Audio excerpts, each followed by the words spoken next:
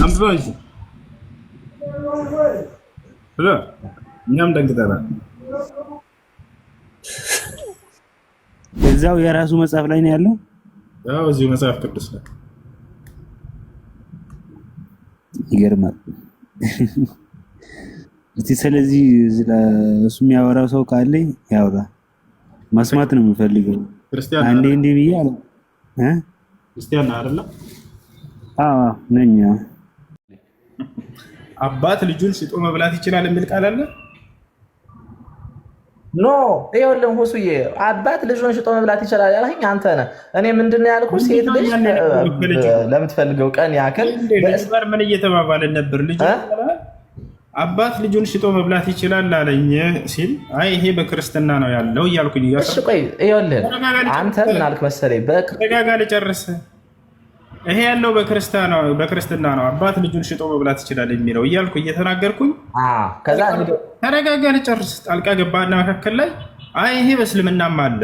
ምን ስለ አባት ልጁን ሽጦ መብላት ይችላል የሚለው በእስልምናም አለ ብለኸኛል አይደለ? አሁን አባት ልጁን ሽጦ መብላት ይችላል የሚል ትምህርት በእስልምና እንዳለ ልታሳይኝ ትችላለህ ወይ? እንዲያውም ማለት ነው ሁሱዬ ልንገርህ፣ የተጠየቅከው መልስ አለ በቁርአንና በሐዲስ ላይ አባት ልጁን መብላት ይችላል።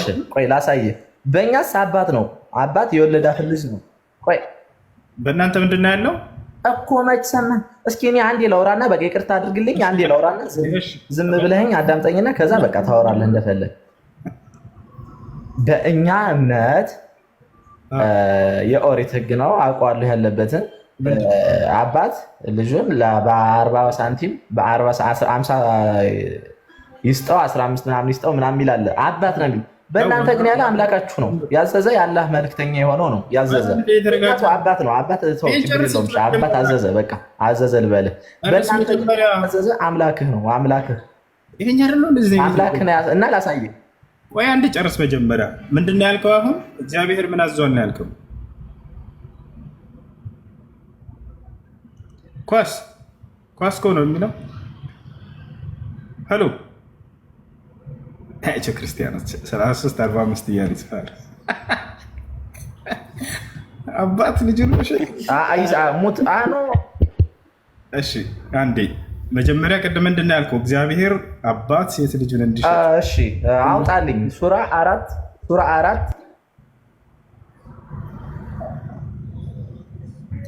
ይኸውልህ እያጠራህ እየጨረስክ ሄድ። መጀመሪያ የጀመርከው ትምህርት አለ በክርስትና ያለው እንደዚህ ነው እያልክ እሱን ጨርስልን አንድ ጊዜ።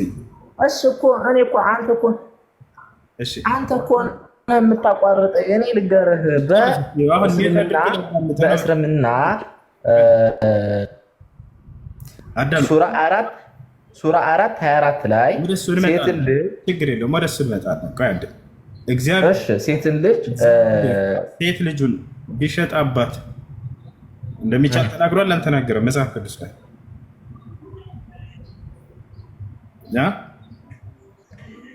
ማን የተናገረ? እንደ ክርስትና መጽሐፍ ቅዱስ ላይ አባት ሴት ልጁን መሸጥ ይችላል አይችልም? እንደ ባሪያ አድርጎ አይችልም። ቅድም ይችላል ብለህ ነበር እኮ። ሴት ልጁን አባት መሸጥ አይችልም። ኖ አይችልም። የሸጠው አባት ማን ነው? ቶቶ አታሳየኝ። አውቀዋለሁ ያለበት ምዕራፉንም ሁሉንም አውቀዋለሁ። ቆይ ተረጋጋ። አውቀዋለሁ ሁሱዬ አውቀዋለሁ እንዴት አድርግ እባክህ። ያለበትን ምዕራፉንም ሁሉንም አውቀዋለሁ። ምንድን ነው የሚለው ንገረን ካወቅከው። ምን ይላል? ኖ ምንም ምን ይላል? አውቀዋለሁ። ሴት ልጅ ድንግል የሆነችን ሴት አንድ ሰው እንትን ቢል ከዛ ለአባቷ የሆነ አውቃለሁ። አልደረስንም። ቃል በቃል አባት ሴት ልጁን መሸጥ እንደሚችል መጽሐፍ ቅዱስ ላይ ላሳየህ ነው እኮና ለአባቷ 15 ነው 15 ኦር 40 የሚለውን አላውቅም። ይስጠው ሌላ ነው እሱ መሸጥ በእናንተ። እሺ በእኛ እንደዛ አይደለም። በእናንተ እናሳየህ። ይሄንን ተረጋጋ። ወደ እስልምና ወላሂ ትመጣለህ። አብሽር፣ ችግር የለም። ሰላም ወጣለት። አንዴ ያው እነዚህ ጋር ምን ይላል? አንተ መጽሐፍን አንብብልን እስኪ። አንዴ ድምፅህን ከፍ አድርግ። 7 አንብበው። ምን ይላል?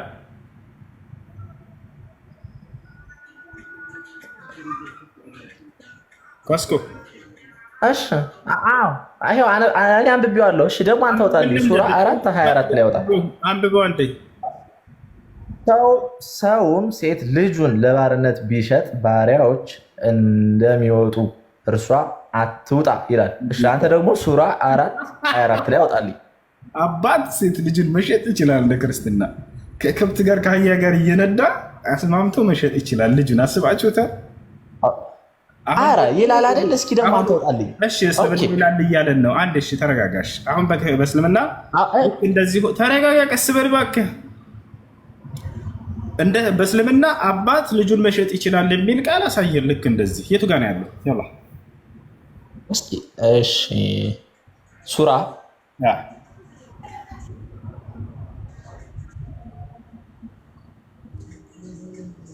ሱራ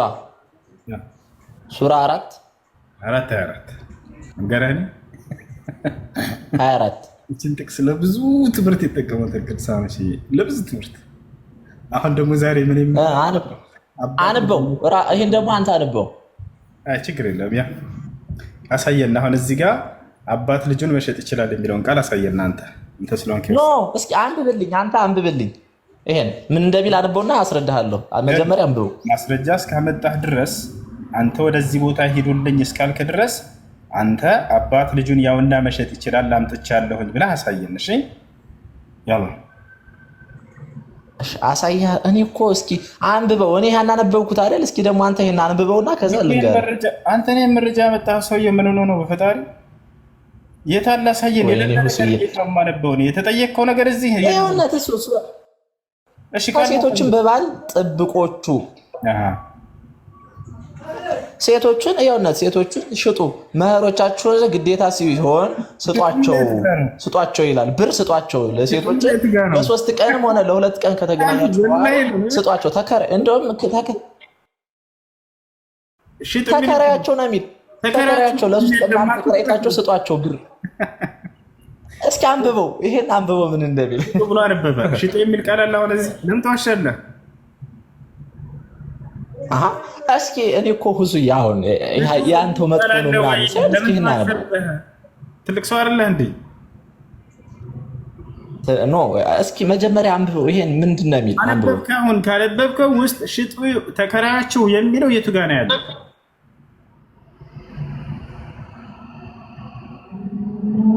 አለ የለም? ለምን ተዋሻለህ? የዋሻውን ይቅርታ ጠይቀህ ሽጡ ብሎ አነበበ። በመካከል አያቸው አይደል? ወላሂ ከዛ እንደገና ተከራያቸው አለ። ምንም አልዋሻውም።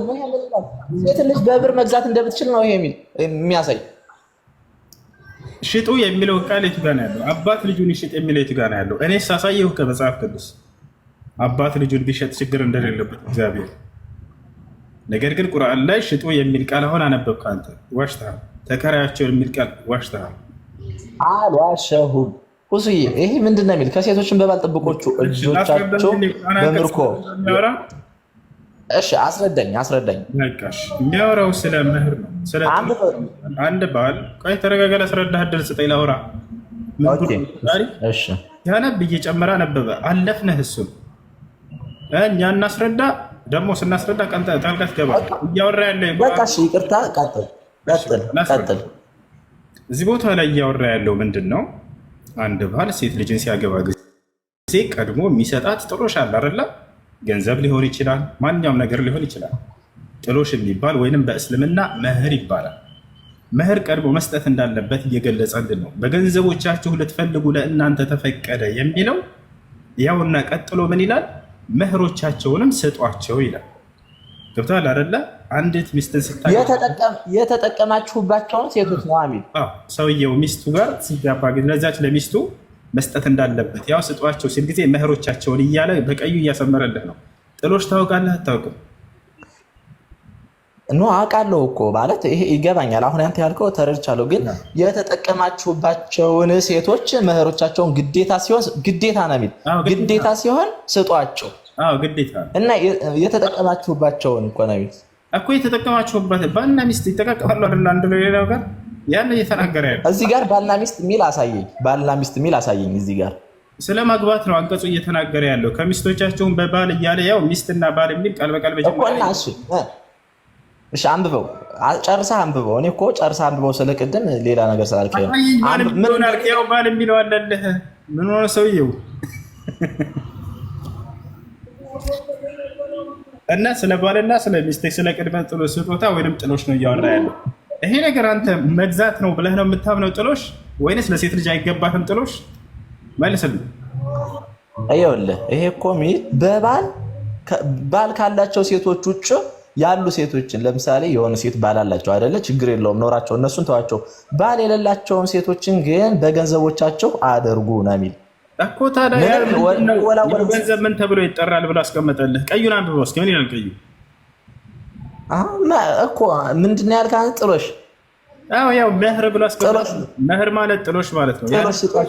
ልትሰጧቸው በእናንተ ላይ ግዴታ ሆነ አለ። ስለዚህ አንድ ሰው ሴት ልጅ ሲያገባ ጊዜ ጥሎሽ መስጠቱ ሲያገባ አይልም። እዚህ ላይ ሲያገባ የሚለውን አሳየኝ። ስለዚያ ነው እያወራ ያለው። ከዝሙተኞች ሳትሆኑ ማለት ከዝሙት ውጭ ያለ ግብረ ስጋ ግንኙነት ምን ይባላል? በባልና በሚስት። በጣም ጎበዝ ልጅ፣ እናመሰግናለን። በባልና በሚስት እሱን ነው እያወራ። ስለዚህ አሁን ጥሎሽ የሚለው ወይንም መህር የሚለው ነገር ያ ሰውዬ ስለሰጣት እየገዛት ነው ብለህ ነው የምታስበው? እንደዚያ ነው አንተ እዚህ ጋር የተረዳኸው? ሲቀሩ ይላላ በምርኮ በባል ጥብቆች እጆቻችሁ በምርኮ የያዟችሁ ሲቀሩ በእናንተ ላይ እርም ናቸው። ምንም እኮ አሁን አንተ በቃ ታውቃለህ፣ አንብባል፣ ግን ለማስረዳት በተለየ መንገድ ለማስረዳት አትሞክር። ግልጹን ንገረኝ፣ ያለውን መጽሐፉ ላይ ግልጹን አንተ ብለህ እንደዚህ ግልጹ ምንድን ነው ንገረና። እሺ ግልጹን ልንገርህ።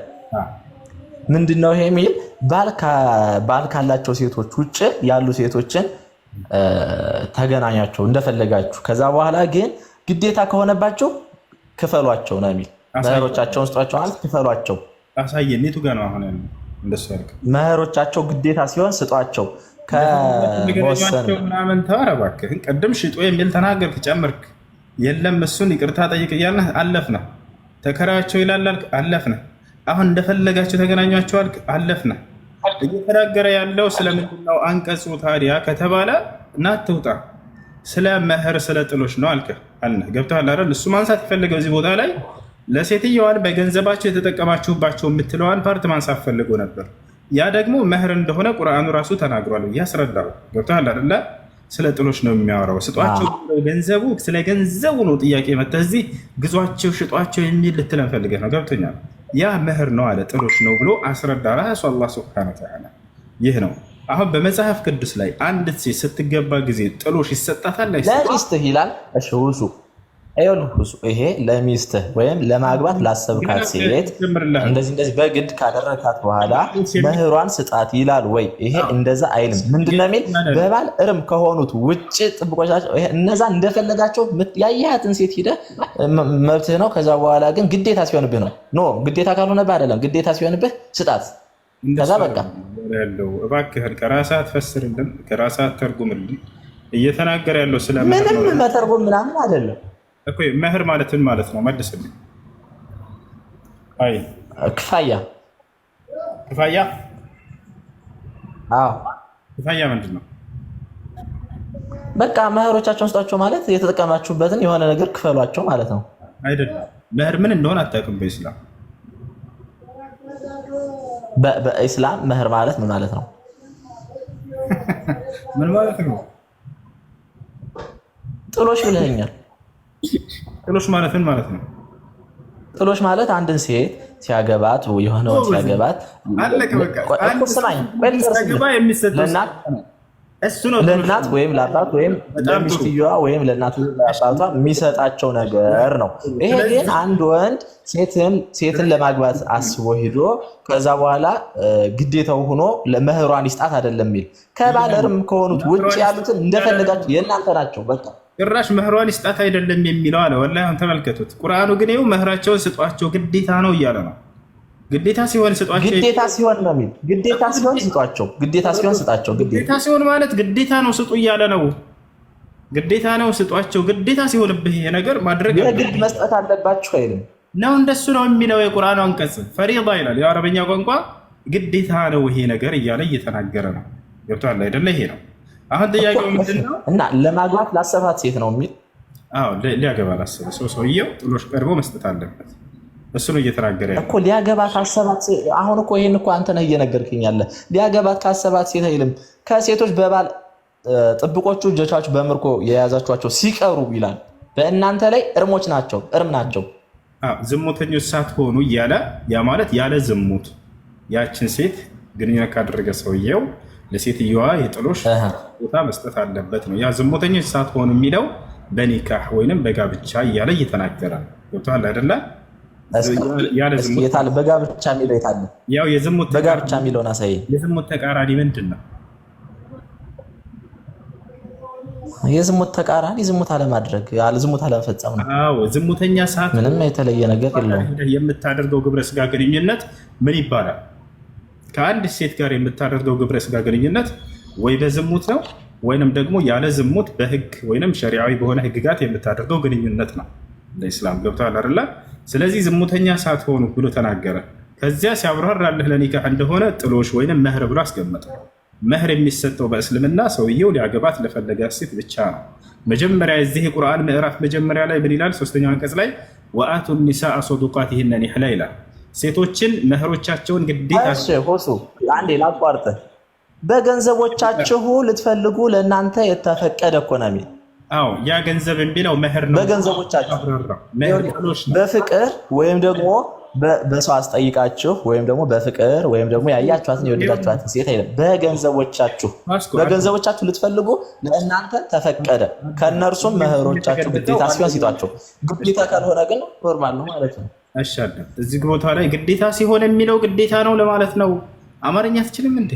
አይልም። ይሄ እናንተ ነው የተረጎመው። በቃ የአላህ መልክተኛ ቃል ነው። ግዴታ ሲሆንባችሁ ማለት ግዴታ ነውና ስጧቸው እያለ ነው። ገብቶሃል አይደለ? ምን እያለን የቁርአኑ አንቀጽ ፈአቱሁነ ኡጁረሁነ ፈሪዳ፣ መህሮቻቸውን ስጧቸው ግዴታ ነው ይሄ ነገር እያለ ነው። ገብቶሃል አይደለ? ግዴታ ሲሆን ማለት ነው ለማለት ነው። ይኸው አረበኛውን እያሳየነህ ነው። ግዴታ ነው ስጧቸው። አማርኛው ለምን? ስለዚህ አማርኛው የተሳሳተ ነው። ተሳስቶ አይደለም። አንተ ግንዛቤ በጣም አጭር ስለሆነች ነው። ግዴታ ሲሆንባቸው ስጧቸው ማለት ግዴታ ካልሆነ አትስጡ ማለት ነው እያልክ እየተፈላሰፍክ ነው። ግዴታ ነውና ስጧቸው እያልክ ተናገረ። አሁን እንደ ክርስትና ሴት ልጅ አዳምጥ ጨርሰ ለመጨረሻ ጊዜ ጨርሳለሁ። ሴት ልጅ ሲያገባ ጊዜ ጥሎሽ ይሰጣታል ወይንስ አይሰጣትም?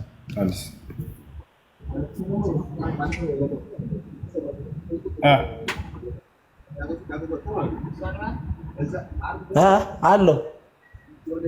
እሺ አንተ እንደ ክርስትና እንትን ሴት ስታገባ ጊዜ ጥሎሽ ትሰጣለህ አትሰጥም?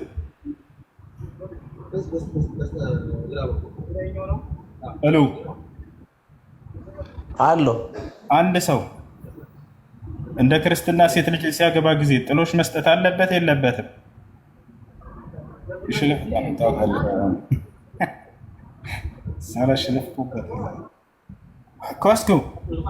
አለበት አለበት። ምንድን ነው ያ ጥሎሽ? በጣም ጎበዝ ልጅ። ምንድን ነው የምትሰጠው አንተ ሴት ልጅ ክርስቲያኗ ስታገባ? ለምሳሌ እሱማ እንደ ሃይማኖት አስተምሮና እንደ ባህሉ ይለያያል እኮ። እንደ ክርስትና አንድ ሰው ሴት ልጅን ሲያገባ የሚሰጠው ጥሎሽ ምንድን ነው? እግዚአብሔር ያዘዘ አላውቀውም። እሺ አንድ ሰው እንደ ክርስትና ሴት ልጅን ሲያገባ ጊዜ ጥሎሽ የሚሰጠው ለልጅቱ ብልት ነው። የወንድ ልጅ ብልት መቶ ብልት አለ ታገባለህ። እንደ መጽሐፍ ቅዱስ የእግዚአብሔር ሰው ነብይ የተባለው ሴት ልጅን ሲያገባ ጊዜ የሰጠው ጥሎሽ ብልት ነው። በብልት ነው ያገባው። ታውቃለህ? እሺ አሳየኝ። በብልት ያጫዋት ሚስቴን እያለ አንድ ነብይ ይናገር መጽሐፍ ቅዱስ ላይ። አሳየኝ። ሁሱ አሳየኝ። ለማየት ያክል አሳየኝ። አብሽር፣ ችግር የለውም እናሳያለን። ሳላ ሰርች ማድረጊያው ላይ ያጫዋትን ብለህ ጻፍና አውጣለት።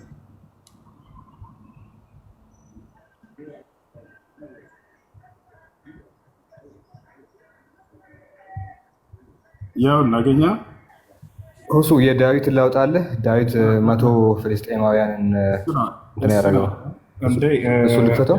ሁለተኛ ሳሙኤል ምዕራፍ 3 ቁጥር 4 አውጣው።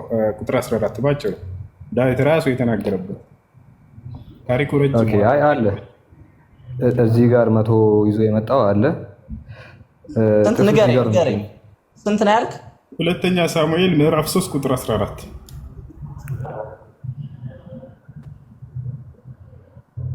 ሁለተኛ ሳሙኤል ምዕራፍ 3 ቁጥር 14 እንደ ክርስትና አንድ ሰው ሴት ልጅን ሲያገባ ጥሎሽ የሚሰጠው ለቤተሰቧ ሂዶ የ100 ሰው ብልት ነው። ይህን አድርጎ የሚያገባ ክርስቲያን አለ። ግን ዛሬ ከየት ታገኛለህ? ቁጥሩ አስረከበ ይላል አባቱ ወስዶ ዳዊት 1:3 ቁጥሩን ንገረኝ ሁሱ። ሁለተኛ ሳሙኤል ምዕራፍ 3 መጽሐፈ ሳሙኤል ካለ ነው። ሁለተኛ ሳሙኤል ምዕራፍ 3 መጽሐፈ ሳሙኤል ካለ ምዕራፍ 3 ቁጥር 4 ቁጥር 14 ዮ ይሄውና ና ካስኮ ዳዊት ራሱ ይናገራል።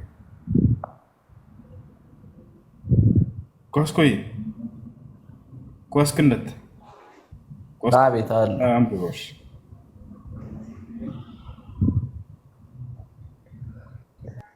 ድምፅን ከፍ አድርጋት እስኪ።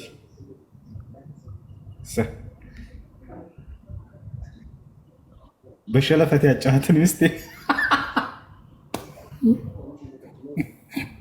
እስኪ እሺ፣ በመቶ ፍልስጤማውያን ሸለፈት ያጫትን ሚስቴን እያለ እሺ፣ ቀጥል አንብብልኝ እስኪ አንተ። ያውና አንድ ሰው ዳዊት እቺ ሚስትን ያገባት ሚልኮልን ከሳኦል ከልጁ በመቶ ሸለፈት ጥሎሽ ነው። እኔ ጥሎሽ የምፈልገው ልጄን ለአንተ እንድድርለህ የመቶ ፍልስጤማውያን ሸለፈት ይዘ ዳዊትም አገባ። ያው ዳዊትም ወደ ሳኦል ልጅ ወደ አቡያ አያቡስቴ በመቶ ፍልስጤማውያን ሸለፈት ያጫዋትን ሚስቴን ሚልኮልን ስጠኝ ብሎ መልእክተኞችን ሰደደ። ዳዊት እችን ሚስትን ያጫት በስንት ነው? በመቶ ብልት። ስለዚህ እንደ ክርስትና አንድ ሰው ሴት ልጅን ሲያገባ ጊዜ 100 ብልት ሰጥተው ነው እንትላለህ። ጌታ ሰው የዛሬው ቀን ያንተ አይደለም፣ በቃ ተበል። ኦኬ፣ ሸለፈት ማለት ነው። ሸለፈት አታውቅም? አላውቅም። እስኪ አሳየኝ ትርጉሙ። ኦኬ፣ ሸለፈት ማለት ብልት ማለት ነው። እስኪ አሳየኝ እንደሱ የሚለውን። ይሄ ማለት ነው የሚለውን። ኦኬ፣ ሸለፈት ማለት ብልት ማለት ነው። የወንድ ልጅ ብልት ይበቃዋል። ኧረ ዘሌዋውያን ኖ አሳየኝ እስኪ ይሄን እንደዚህ የሚለውን አሳየኝ። ችግር የለውም። ሳልህ አውጣለት። ዘሌዋውያን 12:3 ላይ አውጣለት።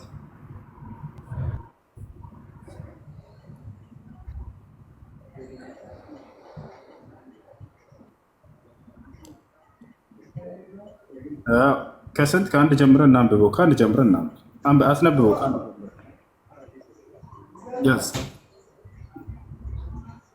ናንብብ።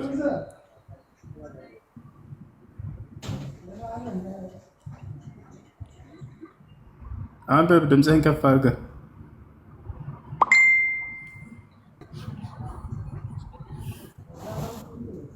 ኳስኮ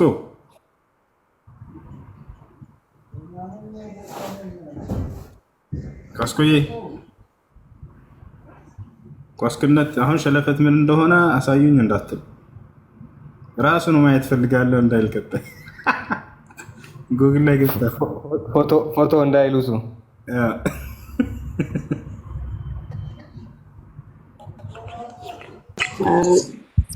አንብበው እንጂ እኛም ደንግጠናል።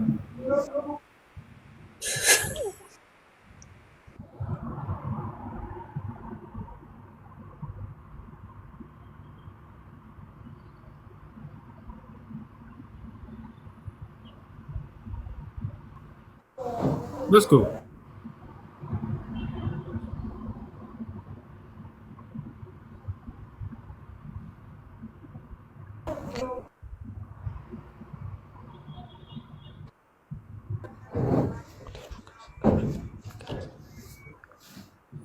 ሳላ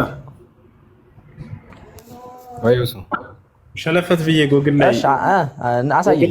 ጎግል ላይ ሸለፈት ብዬ ምን ጽፎ ምን እንዳመጣልኝ ታውቃለህ? ፎቶ ይዘጋብናል። እሱ ከዚህ በፊት ዘግቷል። በዛ ፎቶ ወላሂ ዘግቷል። አይደለም። እሺ፣ ለማንኛውም ዳዊት ሚስቱን ሚልኮልን ያገባት እስኪ አሳየኝ። እስካሁን እየጠበቅኩ ነው። ሁሱ ያውና ያው ትተልሃል። አንብቦሽ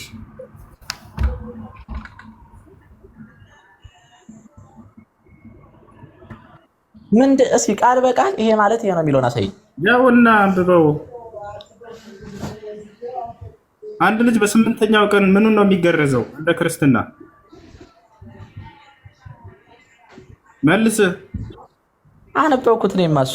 አንድ ልጅ በተወለደ በስምንተኛው ቀን ምኑን ነው የሚገረዘው?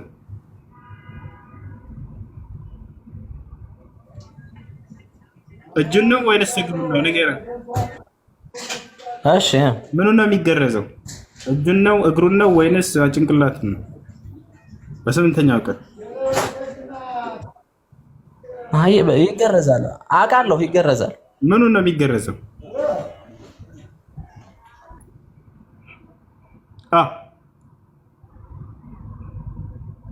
በል ጠንክር። ጆሮ ነው ምላሱን ነው የሚገረዘው ወይስ ምን ነው?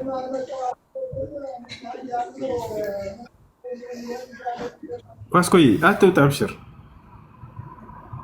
አይዞህ። ደንግጧል ሁሱ። ወይኔ በላቸው።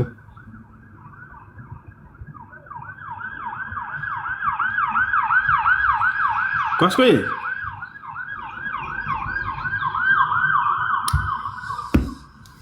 እሺ፣ ለማንኛውም ስንቋጨው እዚህ ቦታ ላይ እንድንገባ ያደረገን ራሱ ነው። መተው ክርስቲያኖች ትምህርት የሆነ እውቀት ብትጠይቁ ጥሩ ነበር። ስለ መለኮታዊ ነገር ብትጠይቁ ምናምን በጣም ጥሩ ነበር።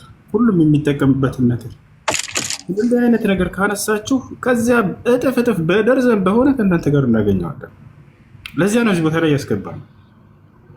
በእስልምና ያለውን አንድ ሰው ሴት ልጅን ሲያገባ ጊዜ የሚሰጠውን ጥሎሽ እሱን ሴት ልጅን እንደ መግዛት ነው በገንዘብ ብሎ ሊናገር ፈለገ። ለዚያ ነው እዚህ ቦታ እንግዳውንስ በክርስትና አንድ ሰው ሴት ልጅን ሲያገባ ጥሎሽ የሚጥለው ብልት እንደሆነ ተቀምጧል መጽሐፍ ቅዱስ ላይ። በብልት ነው ወይ እናንተ ሴት የሚገዙት ነው ሀሳቡ። ያስኬዳል እንደዚህ። በዛ ነው ያጫት ዳዊት እግዚአብሔር ነቢይ ይችን ሴት ሲያጭ ጊዜ በብልት ነው ያጫት። ካላመናችሁ ይመስገን ከላይ ያለው ልጅ ነግራቸዋል። ይመስገን ሰላም ነው። ሰላም አለይኩም። ይመስገን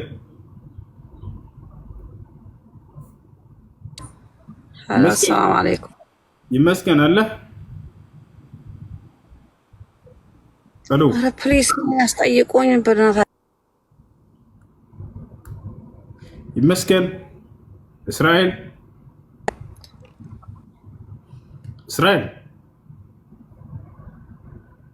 አትናገሩም እንዴ? እችን ጥያቄማ የሚመልሳት የለም። እንዴት አንድ እግዚአብሔር ነብይ ተብሎ የሰው ልጅን ብልት ቆርጦ የራሱን አንዲት ሚስት ለማግባት ብሎ ብልታቸውን ሄደው ቆራረጠው። ይሄን እንደ ነብይ አሜን ነው ብለው ተቀብለው ነብይ መሐመድ ከሚስቶች ጋር ይገናኛል፣ ነብይ መሐመድ ቆሞ ሽንትን ይሸናል፣ ነብይ መሐመድ ይሄዳል፣ ነብይ መሐመድ ይታመማል፣ ነብይ መሐመድ ይተኛሉ፣ ነብይ መሐመድ ያንቀላፋሉ፣ ነብይ መሐመድ የዘር ፍሳሽ ያሉ። ከዛስ ይሄ ሐሰተኛ ነብይ ያደርጋቸዋል። እንዳለ በሰው ላይ የሚሆን ነገር በእርሳቸው ላይ ኖርማል የሆነ ነገር ቢሆንባቸው ያን ለነሱ የነብይነት ሐሰተኛ ነብይ ነው። ነገር ግን እንደዚህ አይነትን የሰው ልጅ አይምሮ የማይቀበለን አንድ ሰው የራሱን ህይወት ለማስተካከል አንዲትን ልጅ ለማግባት አንድ ነብይ ተብሎ የመቶ ፍልስጤማውያንን ብልት ቆርጠህ አምጣ ሲባል ነብያቶች አያደርጉትም። ይሄ የራሱን ህይወት ለመመስረት የመቶ ሰዎችን ብልት ሄዶ ወላሂ ዳዊት አልቆረጠም። ውሸት ነው። ዳዊት አልቆረጠም። ነቢዩላህ ዳውድ ዓለይሂ ሰላም የራሱን ህይወት ለመመስረት ብሎ የአንድ ሰው ብልት አይቆርጥም፣ በፍጹም አያደርገው። ያ የራሱ የፈለገ ህይወት ይቀርለታል እንጂ ማለት ነው። ነቢያቶች ከእንዲህ አይነት ነገር በጣም የጸዱ የነጹ ናቸው። ይህን በፍጹም አያደርጉት። ይህ ነው። ቀጥሉ። ሰላም እሱ እንዴት ነህ? ጥያቄው ምን ነበረ? ልጁ የጠየቀው የእግዚአብሔር ነቢይ ተብሎ የሚታመነው ዳዊት አንዲትን ሴት ለማግባት የጣለው ጥሎሽ 100 ፍልስጤማውያኖችን ብልቶችን ቆርጦ ነው። ይህ ነገር ትክክል ነው ወይ? ኦኬ፣ ይህ ነቢይ እውነተኛ ነቢይ ነው ብለህ ትቀበላለህ ወይ? እዛው የራሱ መጽሐፍ ላይ ነው ያለው። ያው እዚሁ መጽሐፍ ቅዱስ ላይ ይገርማል። እስቲ ስለዚህ እሱ የሚያወራው ሰው ካለ ያውራ፣ መስማት ነው የምፈልገው። ክርስቲያን አንዴ እንዴ ብያለሁ ክርስቲያን አይደለ? አዎ ነኝ። አይ እና አላወራበትም እኔ እንደዚህ አይነት ነገር ላይ። ምክንያቱም አሁን አንተ ስታሳየው እያየው ነበርኩ ታውቃለህ። ሳኩላ መጥቶብኝ እና እስቲ በዚህ የሚያብራራ ሰው ካለ መስማት ስታክ አድርጎ ይዞኝ ነው። እሺ እስራኤል ኔትወርክ ቀይ ያበራ ነው። ይመስገን ካለ አውራ። እሺ ይመስገን። አዎ እንትን ቀይም እያበራ ነው። ስታክም ያዘኝና ሚውቱን ላስለቅቅ እንትን አለ። አይሽ ኔትወርክ ይመስገን ካለ ተናገር። ከለኝ ማለት ነው ቦታን ተንበላችሁ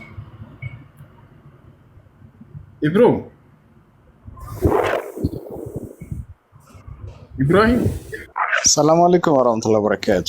እሺ ይሰማል? ሰላም አለይኩም።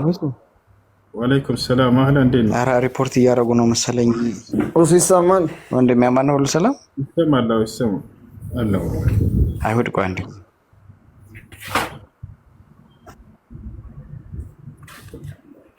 እንትን ያጀማ ኮፒ ሊንክ አድርጎ አንድ ጊዜ። እሺ ሪፖርት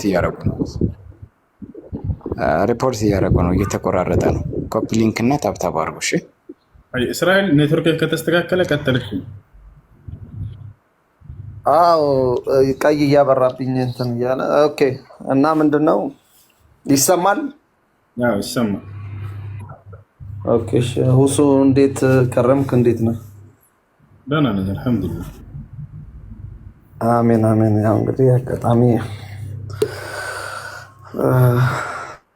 እሺ በሆነ እንትን ያው የምንተዋወቅ ሰዎች ነን።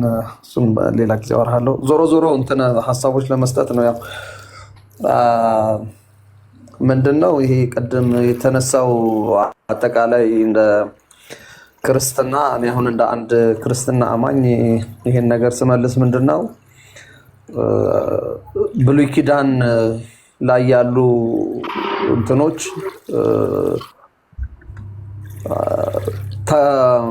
አሁን ተሽሯል የሚሉ አሉ። ግን ተሽሯል ሳይሆን ተፈጽሟል ነው። ተፈጽሟል። እሱ እንዴት ተፈጸመ? እያንዳንዱን በዝርዝር ያው ማየት ይቻላል። እዛ ጋር የነበሩ ነገሮች ለምሳሌ በብሉይ ኪዳን ላይ ብትመለከት በኃጢአትን ለማስወገድ የበግና የጥጃ ኮርማን ትጠቀም ነበረ። ያንን በማረድ ኃጢአትን የማስወገድ ስርዓት ካህናቶች ያደርጉ ነበረ። ይሄ ደግሞ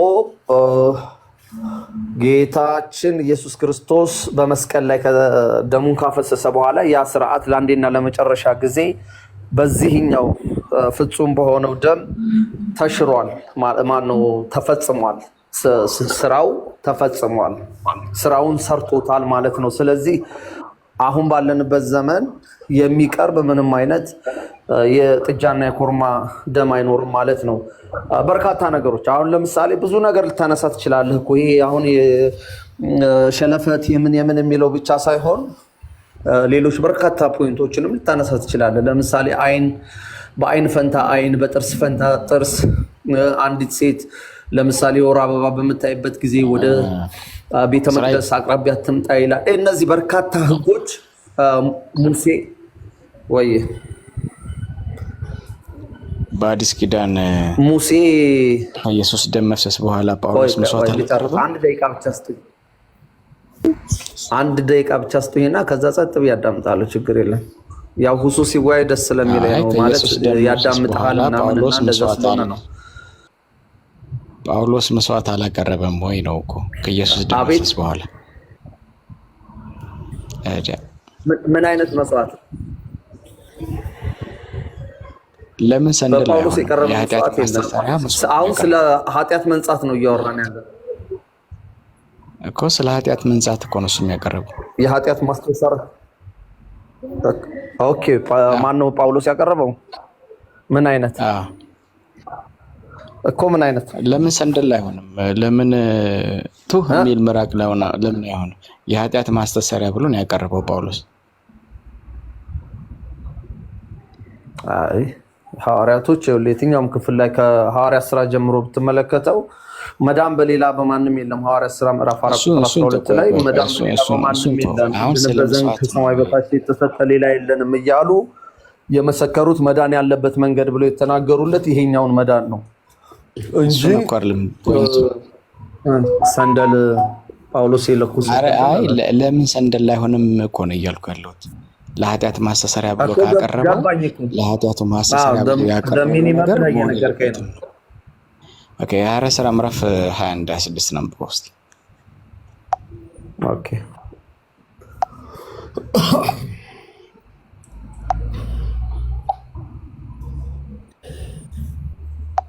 በዚያን ጊዜ ጳውሎስም ሰዎችን ይዞ በማግስቱ ከእነርሱ ጋር እየነጻ መንጻታቸውን የሚፈጽሙበትን ቀን አስታውቆ ወደ መቅደስ ገባ። በዚያን ቀን ስለ እያንዳንዳቸው መስዋዕትን አቀረቡ ይላል። ስለ እያንዳንዳቸው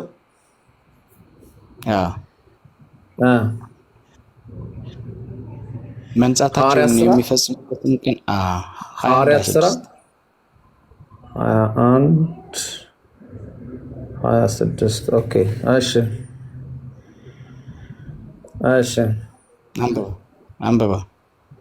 በዚያን ጊዜ ጳውሎስ ሰዎችን ይዞ በማግስቱ ከእነርሱ ጋር እየነጻ መንጻታቸውን የሚፈጽሙበትን ቀን አስታውቆ ወደ መቅደስ ገባ። በዚያም ቀን ስለ እያንዳንዳቸው መስዋዕትን አቀረቡ ነው የሚለው። ስለዚህ ይሄ እናመሰግናለን። አሁን በቃ ይበቃል። አሁን ወደ ሁሱ ሐሳብ ተመለሰው። መስዋዕት ምናምን ብለህ እንትን ስላልክ ነው። በቃ ይበቃል። ወደ ሁሱ ሐሳብ ተመለስ። አይደለማ ይሄ አሁን ባቀረብከው መንገድ አይደለም የሚፈተው እኮ አይ خلاص በቃ በአዲስ ኪዳን መስዋዕት የለም ስላልክ መስዋዕት የቀረበ መስዋዕት እንዳለ አሳየውክ خلاص።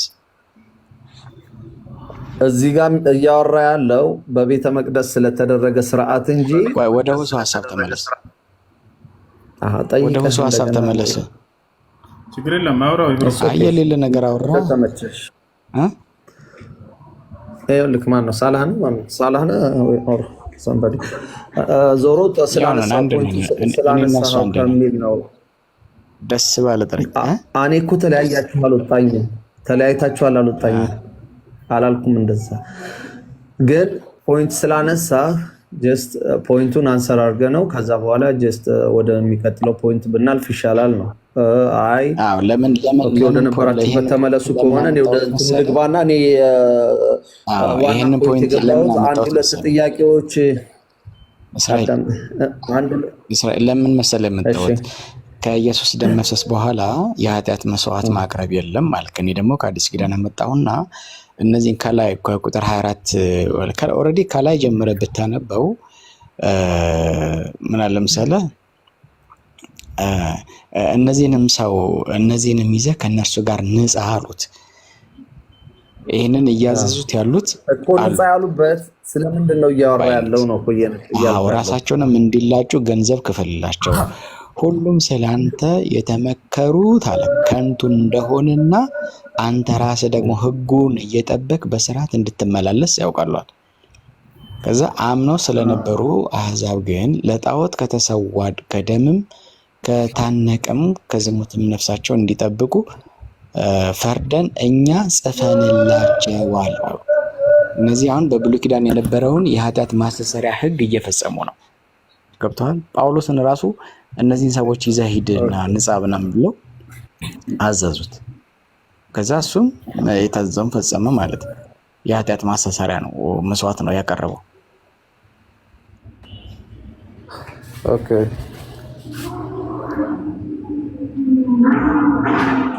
ስለዚህ ይሄንን አጥናውና አሁን ግን ወደ ፖይንቱ ስንመለስ ለምንድን ነው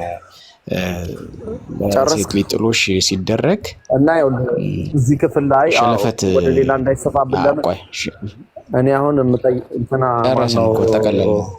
ሁሱ ጋም አንድ ሁለት ጥያቄዎች ስላሉኝ ለነዛም ጊዜ እንዳንወስድ ይሄኛውን ባጭሩ ልመልስልህና ማለት ነው። ምንድነው እዚህ ጋር የተቀመጠው ፖይንት እዛ በቤተ መቅደስ አሁን